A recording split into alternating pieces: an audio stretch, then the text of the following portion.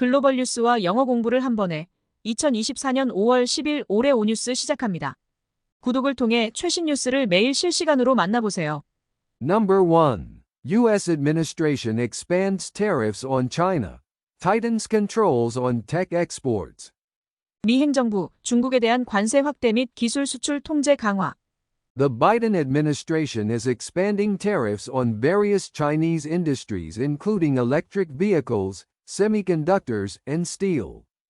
This move is part of a broader strategy to tighten control over future industries such as AI, in response to China's growing influence in global markets. The White House is expected to conclude its review of the high tariffs imposed during Trump's presidency by the end of this month.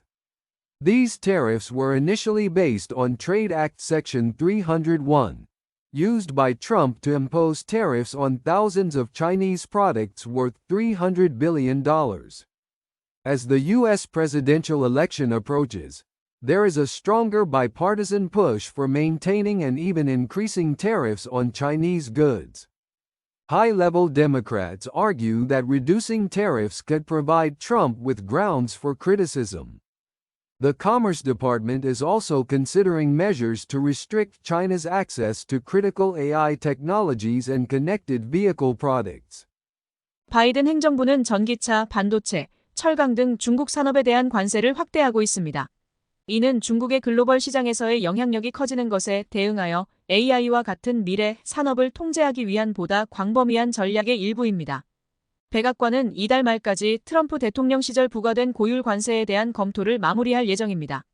이 관세들은 처음에는 무역법 301조를 근거로 트럼프 대통령이 3천억 달러 상당의 수천 가지 중국 제품에 부과했습니다. 대선을 앞두고 양당은 중국 제품에 대한 관세를 유지하거나 증가시키기 위한 강력한 지지를 보이고 있습니다. 고위 민주당원들은 관세를 줄이는 것이 트럼프에게 비판의 근거를 제공할 수 있다고 주장하고 있습니다. 상무부는 중국이 핵심 AI 기술과 연결된 차량 제품에 접근하는 것을 제한하는 조치를 고려하고 있습니다. Useful idiom tighten control over. 통제를 강화하다. This move is part of a broader strategy to tighten control over future industries such as AI, in response to China's growing influence in global markets. 이 조치는 중국의 글로벌 시장에서의 영향력이 커지는 것에 대응하여 AI와 같은 미래 산업을 통제하기 위한 보다 광범위한 전략의 일부입니다. Number 2. Baidu Vice President sparks outrage with videos glamorizing overwork, stock plummets. 바이두 부사장의 초과 노동 미화 동영상으로 공분을 사고 주가 폭락.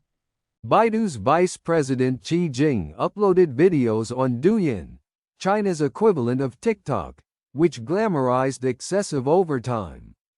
In these videos, Xi suggested that working over weekends in the PR sector should be expected and that being constantly available is part of the job.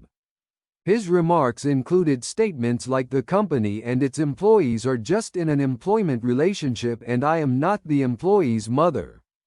This led to a backlash on social media, with users criticizing his outdated leadership style and making sarcastic comments. The controversy affected Baidu's stock, which dropped nearly 4% on the U.S. stock market. Qi Jing issued an apology on WeChat, admitting the videos were inappropriate and not representative of the company's values. The incident highlighted the notorious working conditions in China's IT industry. As previously noted by Alibaba founder Jack Ma with his endorsement of the 996 work culture. 바이두의 부사장인 취징은 중국의 틱톡이라고 불리는 더우인의 초과 근무를 미화하는 동영상을 올렸습니다. 이 동영상에서 취징은 홍보 부문에서 일하는 사람들은 주말에 일하는 것을 기대해야 하며 항상 연락 가능해야 한다고 주장했습니다.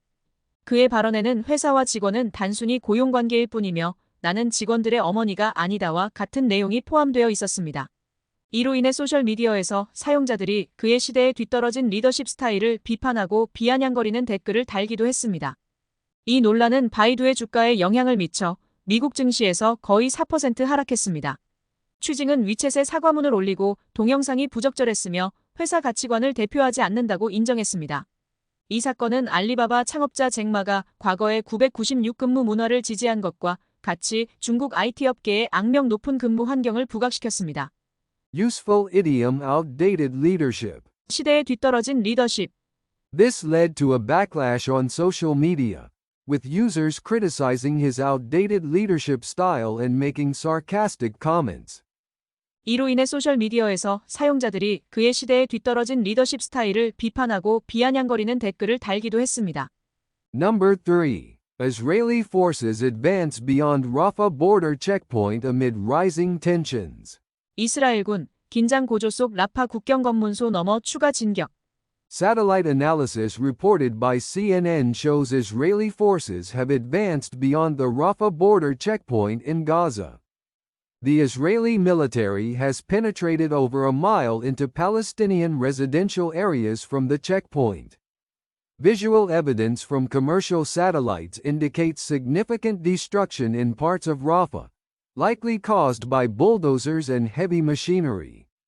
The recent movements resemble the initial stages of last October's ground invasion by Israel into Gaza. IDF operations have resulted in at least 35 casualties in Rafah since the evening of October 6. Despite international concern, Israeli media cites officials claiming the operation is a limited one aimed at pressuring Hamas into ceasefire negotiations. The heavy concentration of refugees in Rafah and warnings from the international community, including the U.S., have tempered Israeli ground invasion plans. CNN이 보도한 위성 분석에 따르면 이스라엘군은 가자지구 라파 국경 검문소를 넘어 추가로 진격했습니다. 이스라엘군은 검문소에서 1마일 이상 팔레스타인 거주 지역 안으로 침투했습니다. 상업위성에서 얻은 영상 증거는 라파 일부 지역에서 불도저와 중장비에 의해 발생한 심각한 파괴를 보여줍니다. 최근의 움직임은 지난해 10월 이스라엘의 가자지구 지상 침공 초기 단계와 유사합니다. IDF의 작전은 10월 6일 저녁부터 라파에서 최소 35명의 사망자를 낳았습니다.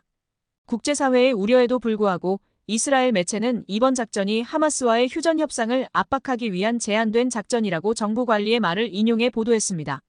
라파에 밀집한 피란민과 미국을 포함한 국제사회의 경고는 이스라엘의 지상전 계획을 자제시키는 데 일조했습니다. Useful idiom heavy concentration. 밀집한. The heavy concentration of refugees in Rafah and warnings from the international community, including the U.S., have tempered Israeli ground invasion plans.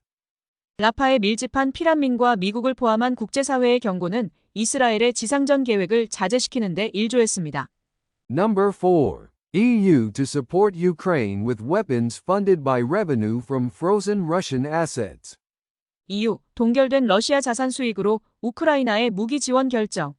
The EU has agreed in principle to use the revenue generated from frozen Russian assets to support Ukraine. Belgium, holding the EU's rotating presidency, announced this decision via X, formerly known as Twitter. The frozen assets in question are primarily held at Euroclear in Belgium, totaling approximately €210 billion. A significant portion of the revenue, between €2.5 to €3 billion annually, will be allocated to the European Peace Facility for military support to Ukraine. 90% of these revenues will be used for military aid, with the remaining 10% directed towards reconstruction efforts in Ukraine. This decision follows a proposal made by the European Commission in March, taking 1.5 months to reach an agreement. While some member states expressed concerns about excessive tax collection by Belgian authorities, a compromise was reached allowing for humanitarian aid adjustments for neutral member states. EU는 동결된 러시아 자산에서 발생한 수익을 우크라이나 지원에 사용하기로 원칙적으로 합의했습니다. 현재 EU 순환 의장국인 벨기에는 이 결정을 X를 통해 발표했습니다. 문제의 자산은 주로 벨기에에 위치한 유로클리어에 보관되어 있으며 총액은 약 2,100억 유로에 달합니다. 연간 25억 유로에서 30억 유로 사이의 수익금이 유럽 평화기금에 할당되어 우크라이나의 군사 지원에 사용될 예정입니다. 이 수익금의 90%는 군사 지원에, 나머지 10%는 우크라이나 재건 작업에 사용됩니다. 이 결정은 3월에 유럽 집행위원회가 제안한 후 약 한 달 반 만에 합의에 이르렀습니다. 일부 회원국은 벨기에 당국의 과도한 세금 징수에 대해 우려를 표명했지만 중립회원국을 위한 인도적 지원 조정을 통한 절충안이 마련되었습니다. Useful idiom excessive tax collection. 과도한 세금 징수. While some member states expressed concerns about excessive tax collection by Belgian authorities, a compromise was reached allowing for humanitarian aid adjustments for neutral member states. 일부 회원국은 벨기에 당국의 과도한 세금 징수에 대해 우려를 표명했지만 중립회원국을 위한 인도적 지원 조정을 통한 절충안이 마련되었습니다.